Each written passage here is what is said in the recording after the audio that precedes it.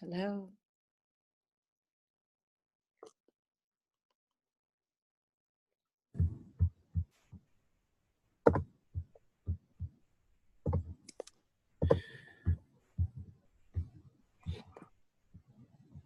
There is no sound.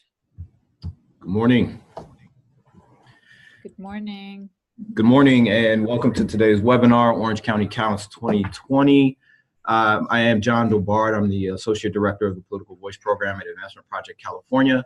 I'm joined by my colleague, Alejandra Ponce de Leon, who is a Policy and Research Analyst for Political Voice. For those unfamiliar with our organization, Advancement Project California is a multiracial civil rights organization. We work alongside community partners to transform public institutions and shift investments to achieve racial equity. We do this work primarily through policy advocacy on 4 issues. Those issues are health, education, public funding, and democracy. With respect to democracy, our work is housed in a program area that we call Political Voice, and that's the program area that Alejandra and I work in. Political Voice's work focuses on 4 issues. One is public participation in governance, another is voting and election systems, a third is redistricting, and a fourth is the census. With respect to the census, we work on both the policy side and the field outreach side. On the policy side, we convene the Census Policy Advocacy Network, or CPAN, which is a coalition of statewide organizations working to educate policymakers and community leaders about the government investments and sound policies needed to ensure a fair and accurate count in 2020. On the field outreach side, we convene the Los Angeles Regional Census Table, which is a space for community-based organizations and other nonprofits to coordinate their outreach efforts, share resources and knowledge, and also collaborate with local governments in the region, particularly the county and city of Los Angeles. We are also conducting a series of webinars across the state in multiple counties, and today's webinar is part of that series. The purpose of the webinar is to ensure that community-based organizations and other nonprofits in Orange County are informed about the 2020 census and motivated to lead outreach efforts in the region. We hope that by the end of the webinar, we all have a shared understanding of why the decennial census matters, clarity on some of the key questions about the 2020 census, some data on your region's hard-to-count populations, and a shared understanding of what your organization can do to ensure an accurate count in your region. To get there, you will hear from Alejandra and I, as well as from Mark Victoria at the Orange County Civic Engagement Table, and Sarah Middleton at Mission Up, who is also working with Orange County Grantmakers and the Orange County Community Foundation. You'll hear from us about why the census matters, why your region is at risk for an undercount, what's being done to mitigate that risk, and how your organization can plug into those existing efforts. Before we conclude at 11 today, there will be an opportunity for you all to ask questions, so we will have a Q&A session. Before proceeding, a few housekeeping items. Other than scheduled speakers, we ask that all webinar participants remain muted for the duration of the webinar. For the Q&A session, please submit your questions directly to the host, which is Political Voice. And finally, this webinar is being recorded for future viewing. Okay, so with that, let's proceed with why the census matters.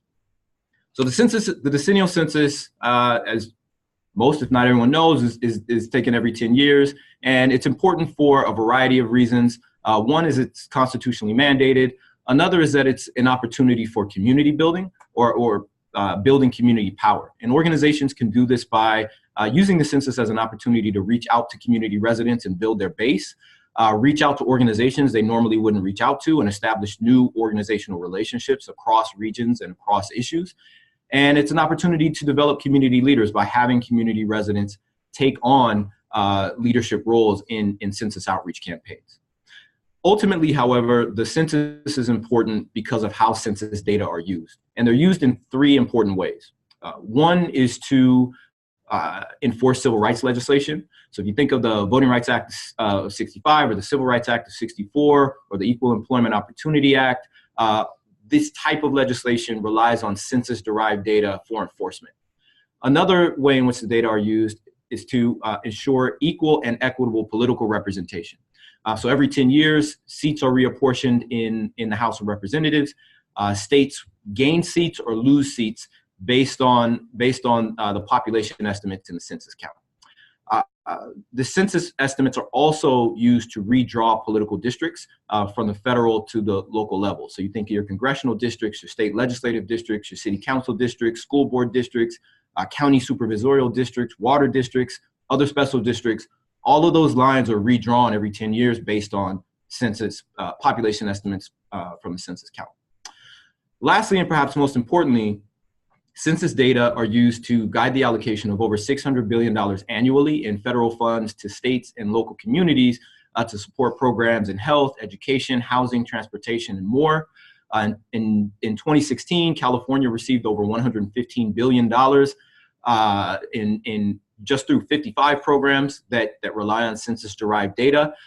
76 billion of that comes from just the 16 largest programs that use census-derived data. So there's a lot at stake with the census count, and in order for residents in Orange County to receive their fair share of federal funding and political representation in the decade after 2020, the Census Bureau must count all of the region's residents accurately.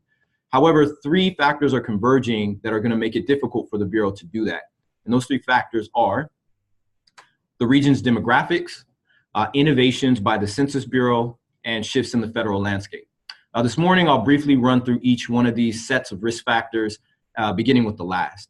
So over the last several years, there have been some shifts in the federal landscape that are posing significant challenges for the Bureau, and also putting our state and Orange County at risk of an undercount. You see those shifts on your screen. So one is related to Census Bureau funding. The census, prior to 2018, the census dealt with several years of chronic underfunding, which impacted the Bureau's ability to properly plan.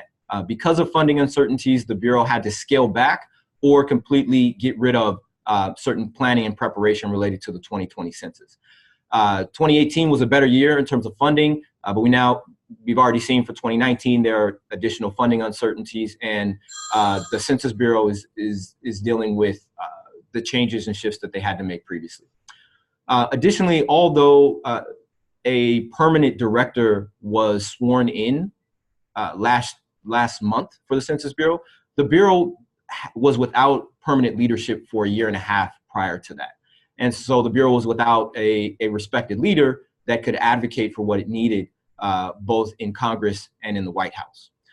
Beyond this, there have been some policy shifts at the federal level that are having an impact. One is that, as many of you probably know, President Trump issued some executive orders that have changed immigration policy in this country and has led to an increase in immigration enforcement. And that consequently has helped to generate fear and anxiety in immigrant communities. That should be of particular concern for folks in California, especially when it comes to the census. That fear and concern could potentially dampen participation in the census among immigrants in the state. And if that happens, California stands to be most adversely affected because we have the highest percentage of foreign-born residents. Similarly, Trump administration and President Trump have issued executive orders that have impacted Muslim communities across the country. These executive orders have also helped to generate fear, which again could dampen participation in the census, but in this case, among members of the Muslim community here in California. So again, given our demographics, these kinds of shifts at the federal level could have a real impact on our census count here in California.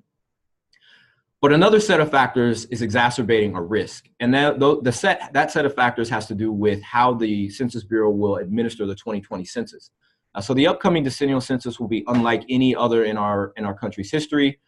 And that largely has to do with how it's going to be administered.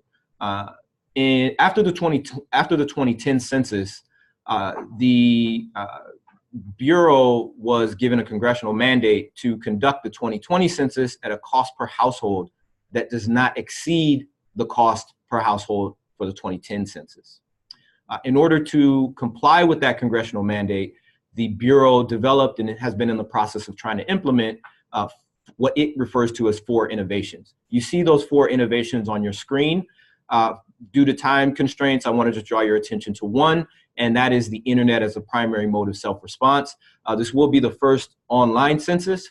And what that means is that the Census Bureau is going to be relying on the internet as the primary mode of self-response, but not the only mode. Community residents will still be able to respond via paper questionnaire and via phone, but the Bureau wants as many folks as possible to respond online. Another shift in administration that's going to happen, but is not part of what the Bureau is referring to as 4 innovations, is the citizenship question. And this is something that I'm sure many of you have heard about. Last year, the Secretary of Commerce, Wilbur Ross, directed the Census Bureau to add a question about citizenship to the 2020 census questionnaire. Both before and after that decision, there's been strong opposition to the addition of such a question. What's most notable now is that there are 7 lawsuits against Wilbur Ross and the Commerce Department. And we received the most recent ruling on these lawsuits last month. A district judge in New York ruled against the Trump administration and directed the Census Bureau to halt preparations to include that question. That was certainly welcomed. However, that's not the last word on the issue. The Trump administration has appealed that decision and has also asked the Supreme Court for an expedited review of the lower court's decision. So the Trump administration wants to actually bypass the appellate court and just go straight to the Supreme Court. The Census Bureau has indicated that they need a decision on this by June because that is the point at which they need to begin printing paper questionnaires for the census. There's much more to say, and if there are additional questions on this, we can answer that during the Q&A session. The last set of factors that are putting California at risk have to do with our demographics. And this is the most important factor. California, it's the most important factor because of what is popularly referred to or known as hard to count populations or HTC populations. HTC populations, generally speaking, are populations that are less likely to participate in the census for various reasons. On your screen, you see the HTC populations that the state of California recognizes. So California, the state of California recognizes at least 15 populations. If you actually count the populations on your screen, you'll see there's 16 there. The reason for that is that we separate Asian Americans and Pacific Islanders. The state does not. They just lump that population, those populations together. So you see those populations on your screen, and California is the hardest to count state in the country because we have a high concentration of hard to count populations. And I should note, before moving on, two populations that are usually included in the list of hard to count but are not included on this list recognized by the state are low-income communities and renters. So those are also generally considered hard to count, but they're not acknowledged among the 15 that the state acknowledges. So California is the hardest to count state in the country because we have a high concentration of these hard to count populations. And the issue for us is we have both, it's our diversity and our large population numbers. So if there's a hard to count population, California has it, and we have that population, whatever those populations are, we have them in very large numbers.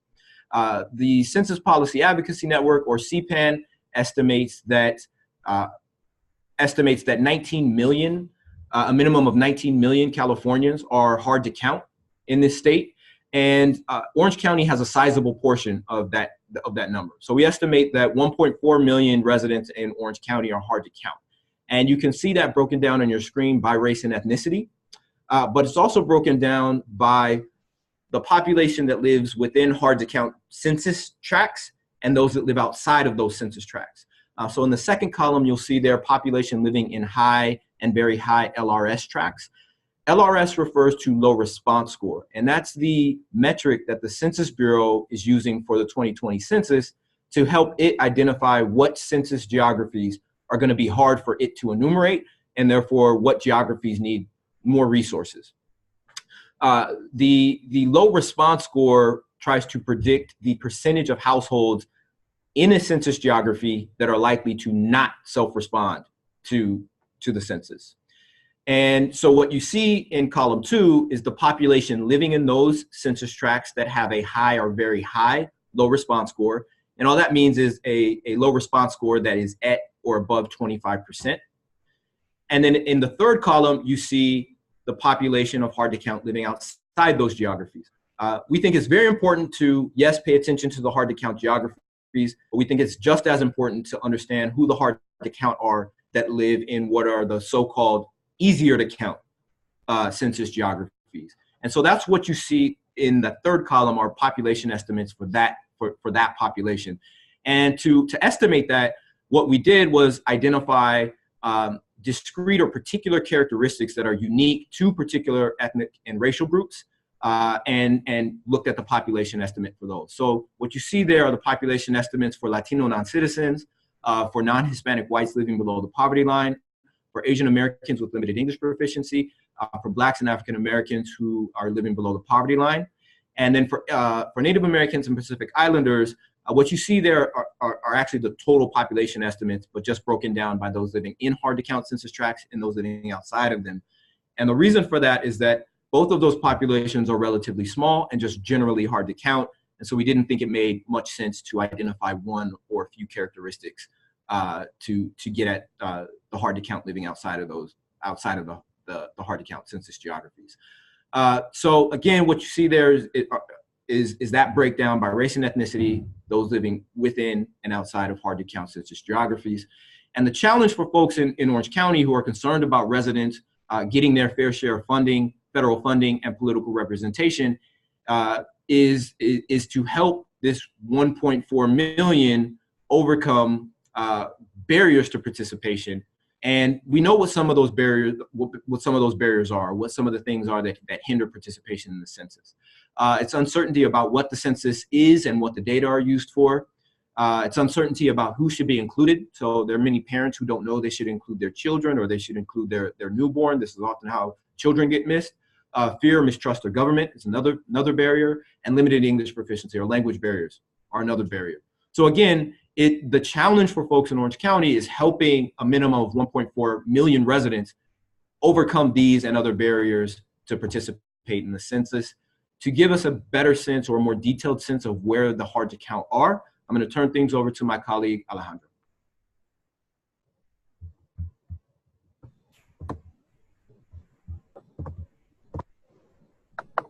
Perfect. Thank you, John. Good morning, everybody. So on a personal note, very excited to be here on this webinar. One, because I'm from Orange County, and then secondly, just because a lot of folks that are on here, I worked with all of you alongside some years ago in organizing in Orange County. So this is a very special webinar for me. So I'm going to be diving deeper into Orange County's hard to count population. So basically the hard to count population are the hotspots that we find in census tracts because they score very high on the low response score, so 30% and above. And so for us to carry out this analysis, we utilize the Census Bureau Response Outreach Area Mapper, or ROAM, as you see on your screen. And I also included the link for folks to check it out. Definitely, it's a tool for folks to get in and be able to navigate and just, explore all the different census tracts in your county, and just to see where all the census tracts are scoring when it comes to the low response score rate. So as John was explaining earlier, that the low response score, LRS, basically it's predicting the percentage of households that will not self-respond to the census. And so it's capturing the hard to count populations by geography. And it utilizes 26 variables to calculate this score. And so it includes age, English proficiency, poverty level, race, ethnicity, and so forth. And so the analysis that we carried out, we only focused on those census tracts that are scoring very high on the low response score, so 30% and above. And what we ended up doing in our analysis, that we focused on the top 25. So basically the top 25 who scored, the top 25 within the LRS, plus top 25 in racial, ethnic demographics, and other key demographics such as median household income, English proficiency, age, and so forth. And so all of that, we analyzed that data. And we analyzed it both by percentage and then also by raw numbers. So on this webinar, given the, just the limited amount of time, we are going to give you a sample of that analysis. But, do not worry, because we will provide you with the full data analysis after this webinar. I will be emailing all of you with the link to go onto our webpage where you can find all of the different data sets that we analyze so that you can utilize it as well. So first off, let's just start with a glimpse, a big picture of Orange County. And here I'm showing you snapshots directly of the ROAM website. And so as you can see here, when you go on ROAM, you're going to see, color-coded census tracts. And so the darker the blue, that's the very high LRS census tracts. So those were the areas that we focused on. However, if you see throughout, the shades of green or the shades of teal, that just kind of shows the level of high LRS.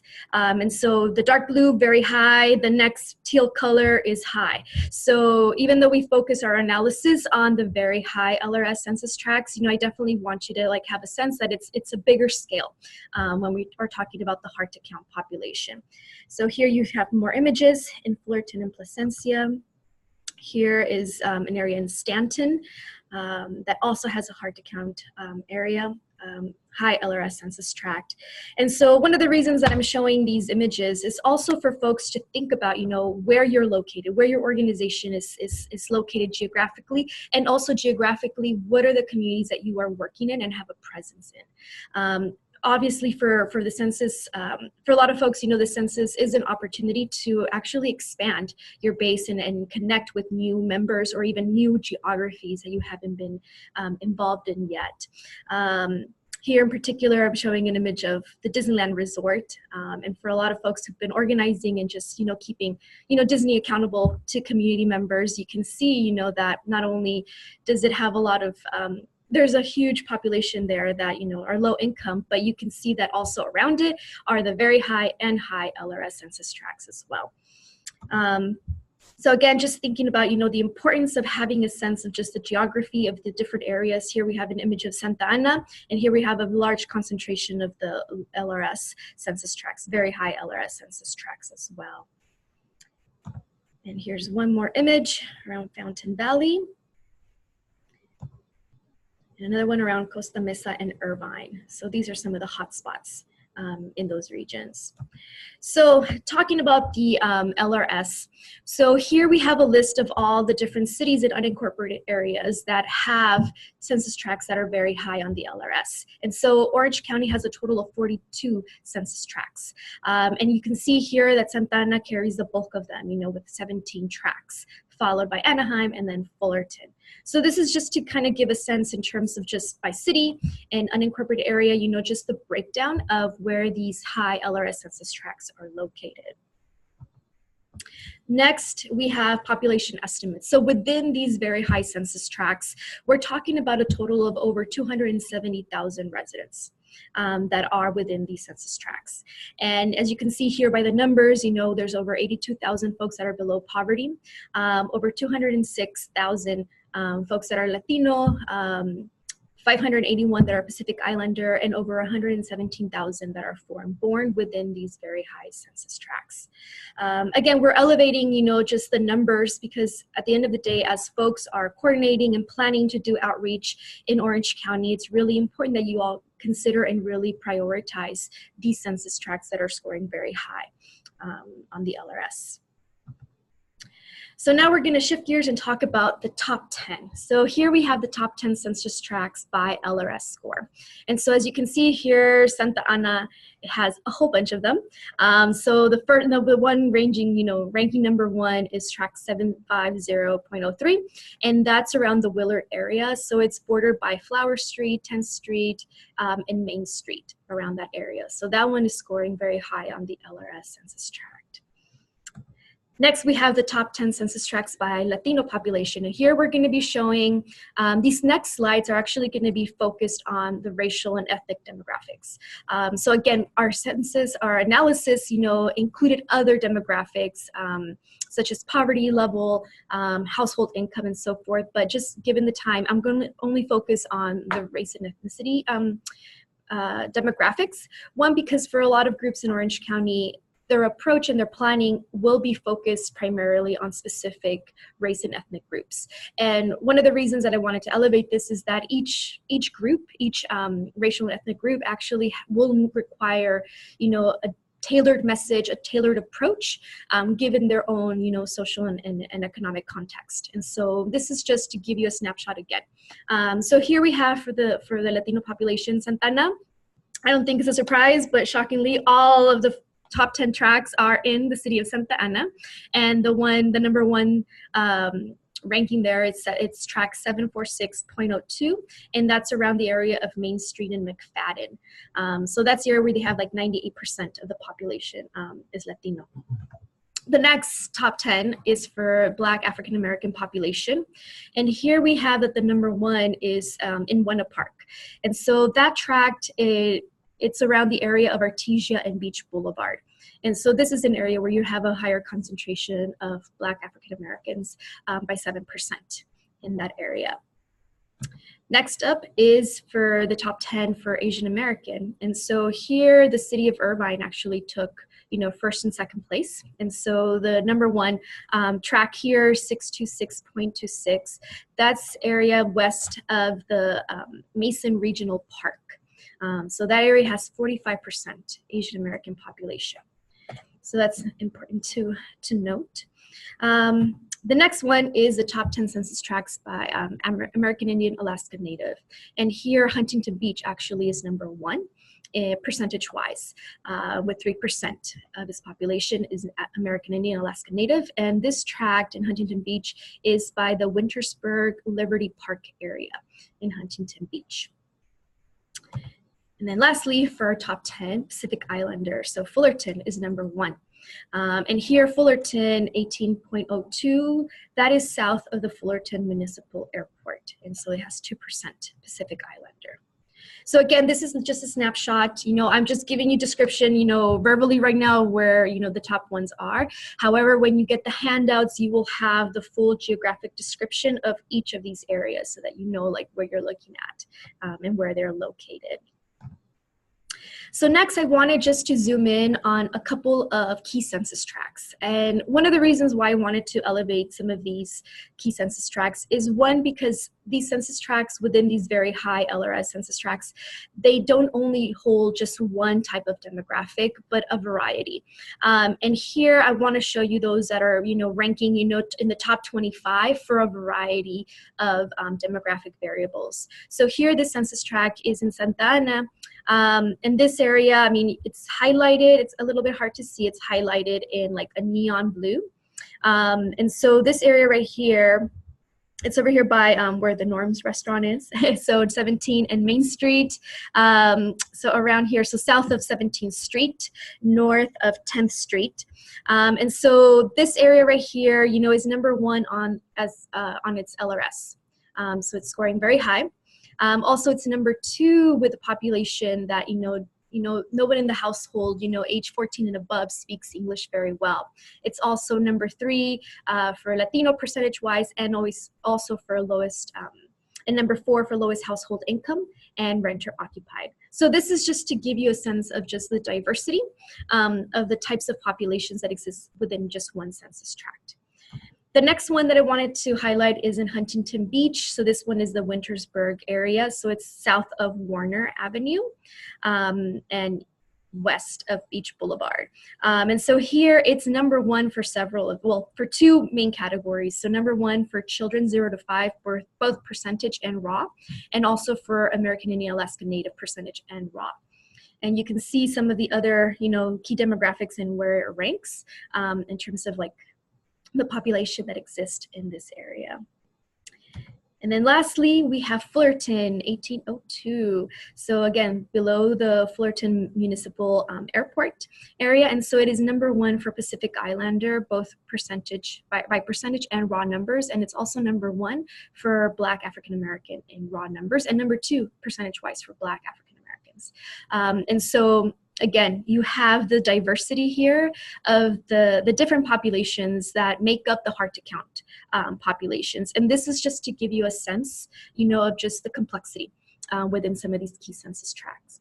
So John and I would just kind of lay down all the different challenges, the barriers, and why it's going to be so much more difficult in California, but for Orange County in particular, and just gave you a sample of like the very high LRS census tracts of where they're at. And so this is really to give you a sense of the scale and scope that you are going to be taking on. But I don't want you to freak out.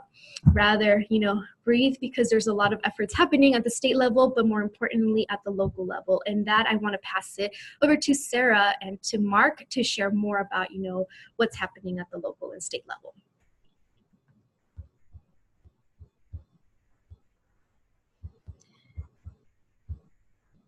So Sarah, let me know if you are on mute. Yeah, perfect. Can you hear me? Yes. Okay, great. Well, hi everybody, and Alejandra, thank you so much for inviting me to be a part of this webinar and join Mark in sharing what's been going on around Orange County. So I thought I'd kick things off by talking about the state funding. And the state of California has dedicated just over $90 million for statewide outreach. And more than 2/3 of that funding is allocated for outreach in communities, including sizable distributions to counties, tribal governments, community-based organizations, which we're going to talk about here in a moment, and associated programmatic costs. About 20% of the state's funding is dedicated to media funding, and that includes supplemental to the outreach funding, and it will also use local ethnic media to target specific communities and to cover gaps identified in the federal media campaign with California. And then finally, the state census funding strategy will minimize the state's administrative costs. So it will hold funding recipients to the same standard, and it will guarantee strong oversight through deliverable-based contracts. Okay, so back to the funding that will be allocated to community-based organizations. As you can see by this slide, about 1/3 of the state's funding, approximately $30 million, will be allocated primarily for administrative community-based organizations. And many of you may already know, but ACBOs are large community-based organizations with the administrative capacity and experience to conduct robust outreach over a broad region. And the state of California has divided itself up into 10 regions. Orange County is Region 9. So we've been allocated just over $1.4 million for outreach, marketing, and messaging. The state grouped all of our 58 counties into these 10 regions based on our hard-to-count populations, based on geographic similarities, like-mindedness of the counties, capacity of community-based organizations within the counties, and then state census staff workload capabilities. So I think it's very exciting that Orange County has been recognized as its own region, and we've got a lot of work to do to accurately count our populations here. So Alejandra, if you go to the next slide, please. This is a bit hard to read, and it's actually a bit outdated, this funding timeline. I couldn't find more current version on the state census website. But this slide offers a good overview of the funding timeline. So you can see here when plans are due, and funding is allotted for counties, tribal, administrative CBOs, what we just talked about, and paid media, and how it all lines up with the U.S. Census Bureau's timeline. So in terms of the administrative community-based organizations, there are two kinds.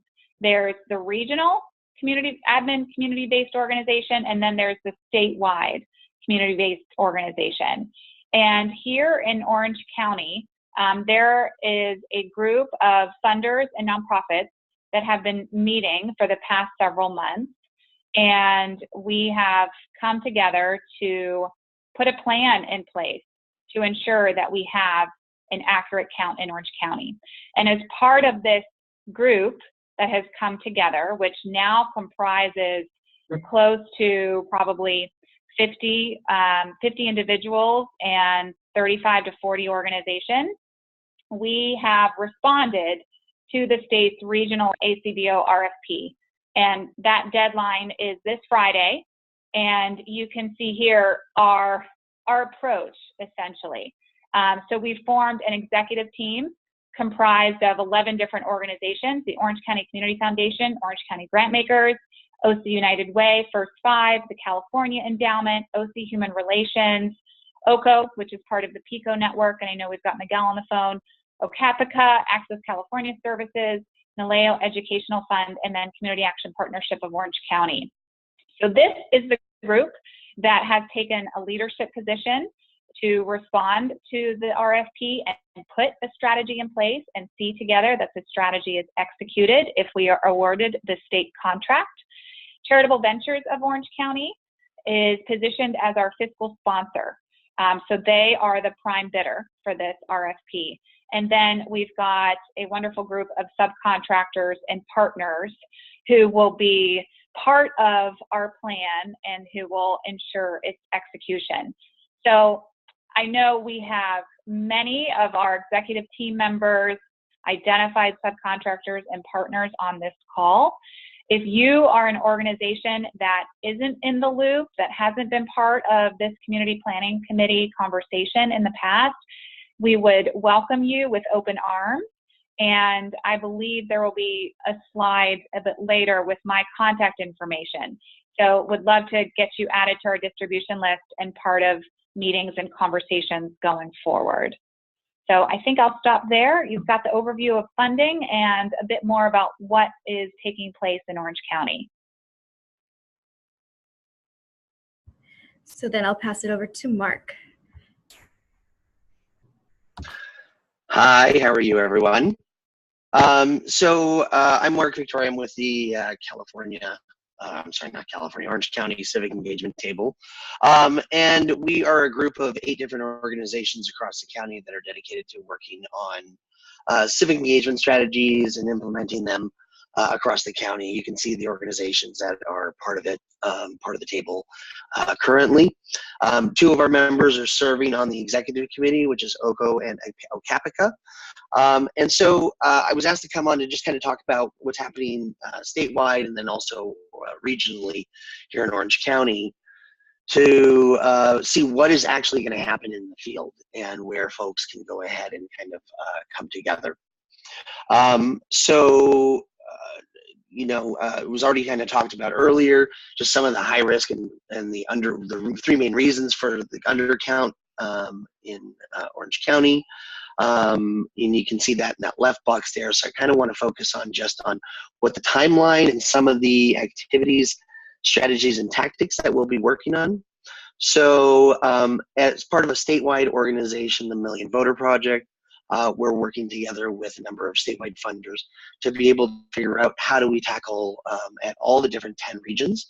And so what we had looked at was really looking at starting fall 2019, bringing mass public awareness and support for the 2020 census. So that would include things such as doing community meetings, hosting community events, talking to different electeds across the area and having them garner support so that everybody's out there talking about the importance of the census and bringing awareness to them as to the census needing to be completed and why it's important for folks to sign up on their own. Officially in winter 2020 is when the count actually starts to happen. Again, as was discussed earlier, the key focus, at least from the Bureau of Census, is to ensure that everybody does the census online to minimize the costs.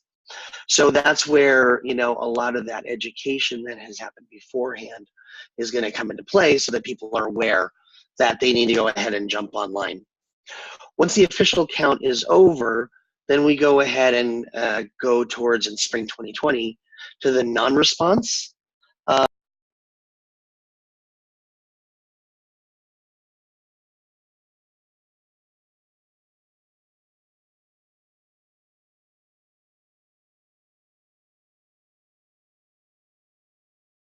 Hey, Mark, you're kind of cutting off. We can't hear you. Okay, so apparently I just muted myself for some reason. Oh, okay. I apologize. I don't know what happened, so I apologize. So key to the spring 2020 outreach is really going to be following up with everyone and going door to door, doing that outreach in neighborhoods. They're central to whatever organization that is going to be working, going out to those hard to reach communities and ensuring that they get, that they're talked to, that, we go and we're assisting them with, making sure, sorry, I'm getting a lot of weird noise in my background. Making sure that folks are, filling out the census, and if they have questions, if they have fears, that we are there to help answer some of those questions. Some of the other things that we will need to do is to be able to do a very large and broad phone program to be able to reach the scale of voters that have not reached out. So I think first we start off with a phone program to reach out to everybody. Then you start hitting door to door. Layered on top of that is reaching out and doing some peer texting as well, where canvassers will have live one-on-one conversations via text message with individuals. So those are some of the key strategies and tactics, at least getting into the field outreach. Part of the public education campaign we've already talked about is ensure coordination and education around these key policy issues and engagement with public officials. Some of the other things that we're looking at to do would be to digital and social media communication with residents within those hard to reach communities to reinforce and amplify the Census 2020 field outreach, and to get into the social networks of those communities, and then continuing ongoing policy advocacy to ensure a well-funded and executed census in 2020. And so with that, I think there's a lot of technology things that we need to ensure that we're looking at. So at the table, we're trying to figure out what is the best database that we can use. Traditionally, we've used a political form of a database. Those are limited because those typically only rely on voter data. We want to go ahead and reach out beyond that to folks that aren't necessarily voters, because they may not be citizens in the country, but they are residents within the county. So we want to make sure we have a very good database program that we can reach out to or that we can use. We want to try to minimize the amount of paperwork that we're contributing, so we're doing a lot of paperless phoning and paperless canvassing as well. So I think with that, those are most of the skills, or most of the techniques and tactics that we're going to be using to reach out to these hard to count communities.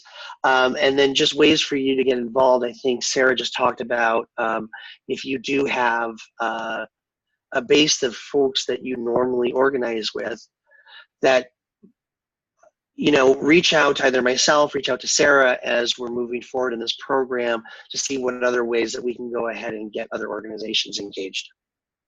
So with that, I'm going to go ahead and kick it back to Alejandra at this point in time.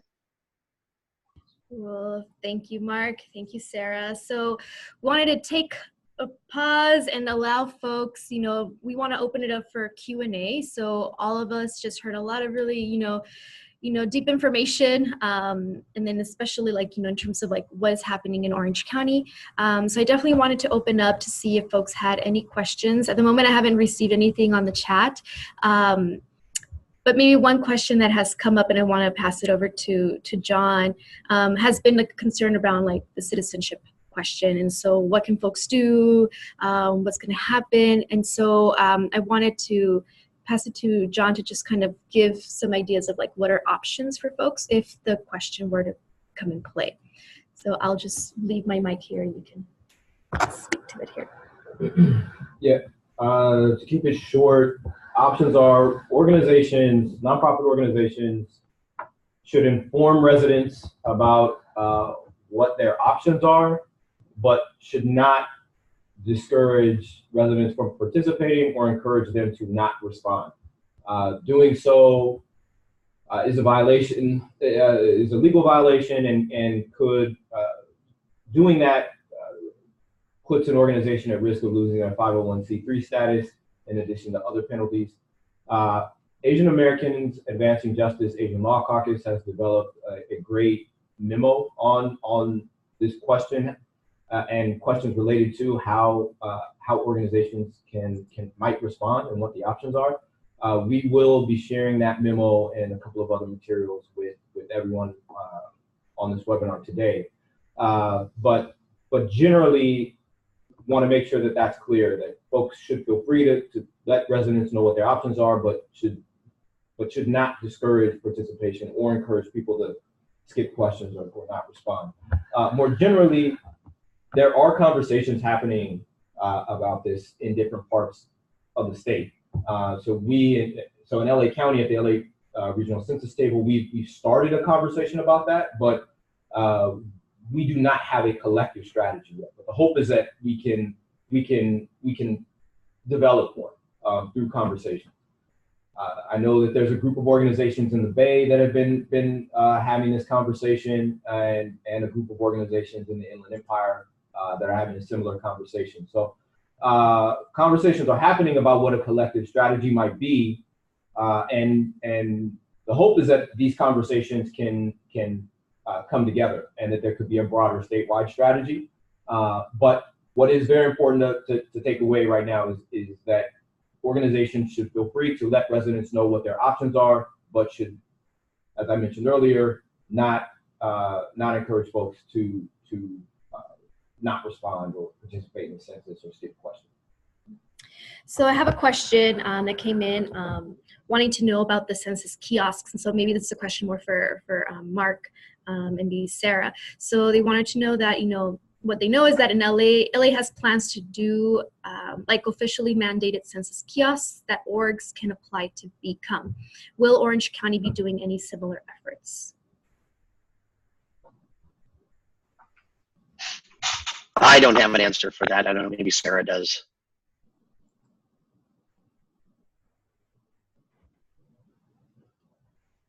Okay, hopefully I unmuted myself properly, but yes, we as the regional ACBO group are planning to set up with our currently identified subcontractors and partners 42 questionnaire assistance centers throughout Orange County, and we have an entire list of those locations, and we anticipate that the vast majority of those centers will also be able to be turned into kiosks. It is part of our hope that we can place an additional 2 to 5 centers/kiosks in some of our areas that are most hard to count, and we will be working on that, I would say, in the next few months. So to build on what Mark said earlier, if you are, again, an organization or know of an organization that is not involved in this effort but would like to be and can contribute a site for a center or kiosk, we would love to hear from you and work you into the overarching plan. Thank you, Sarah. So we still have a few more minutes, like about 8 minutes left, but I definitely wanted to open up and see if there were other questions that folks had. Either you can chat it to me, or you're more than welcome to unmute yourself if you want to ask a direct question to any of the speakers.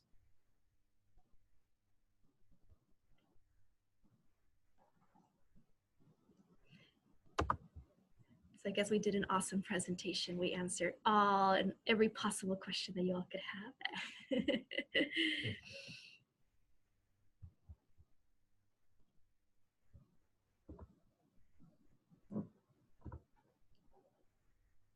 All right, got a question on here. Cool. So they want to know, how do we go about joining the community planning committee?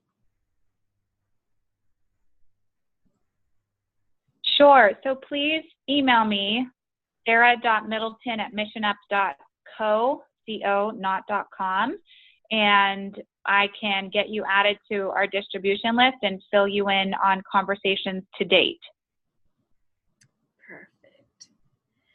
Cool. Next question. How is Advancement Project staying engaged moving forward beyond this webinar? Do you want to take that, John? Or? Engaged. Well, where? So I'm assuming engaged like with the region in terms of this effort. So from the webinar, moving beyond the webinar, how? Well, we will be doing some follow-up from this webinar. So in addition to providing you all with the data that Alejandra mentioned, we will be doing some one-on-one meetings with some organizations. If it makes more sense for that meeting to be one with multiple organizations, we're certainly open to that. And we want to hear from organizations in Orange County about what your needs are and things that what the needs are, and then continue a conversation about how those needs might be filled.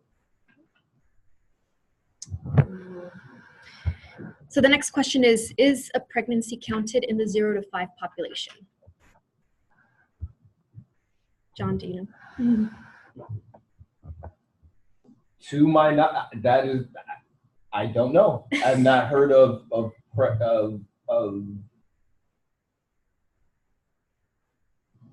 babies in utero being counted in the census. But we can certainly look into that and follow up. So we have a response from Bao. Only if the baby is born on April 1st, 2020. Thank you. He actually is working with the census here in the state. Great. So thank you for that. Any other questions?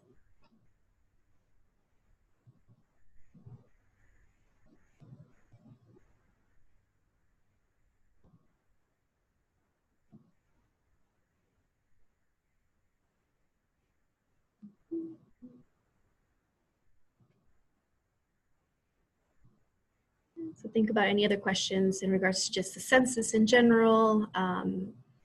in terms of the efforts that are happening in Orange County.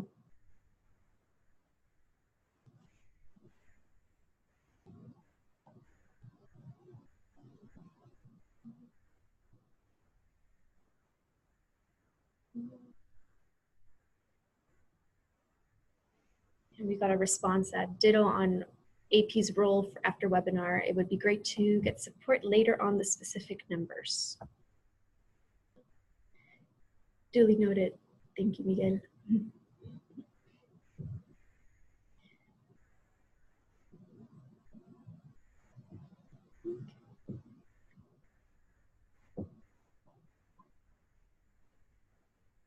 All right. So it seems that there aren't any more questions.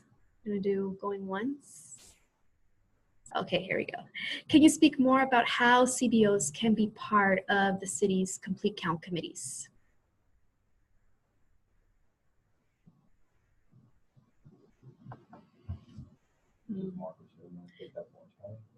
Do Mark or Sarah, would you like to respond to that, or we can take that on? So the question is, can we speak more about how CBOs can be part of the city's complete count committees? Sure, this is Sarah. So the only cities I've talked with, and now you may actually know more about this than I do, but I've talked with the city of Santa Ana and the city of Anaheim. And I know that they are both forming complete count committees, and they are indeed considering the addition of local trusted CBOs. And I'm not sure if either complete count committee has been formed. I think it's in process. So that, so that, I guess that's all I can say about that. There could certainly be other cities around Orange County that have the intention of forming complete count committees. I haven't been in touch, but certainly as word starts to spread, our group, our community planning committee, can absolutely make recommendations to those complete count committees on local CBOs that they should consider adding. Cool. Thank you, Sarah. So the next question, is there already a communication strategy / messaging for Orange County? If not, what would be the timeline for that? Maybe Mark, I don't know if that's something that you could respond to.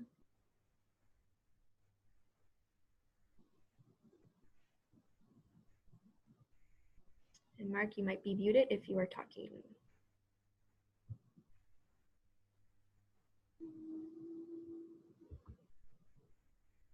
Yeah, Mark, you're muted. Sorry, is that the last question there? What's the process for subcontracting with the ACBO? No, is there already a communication strategy messaging for Orange County? If not, what would be the timeline for that? Again, I'm sorry to kick it back over to Sarah at this point in time. I think she maybe, just because she is currently running and putting that timeline together, so I think she might be the best to answer that one. Sure. So yes, as part of our admin CBO response, we have put a marketing plan together.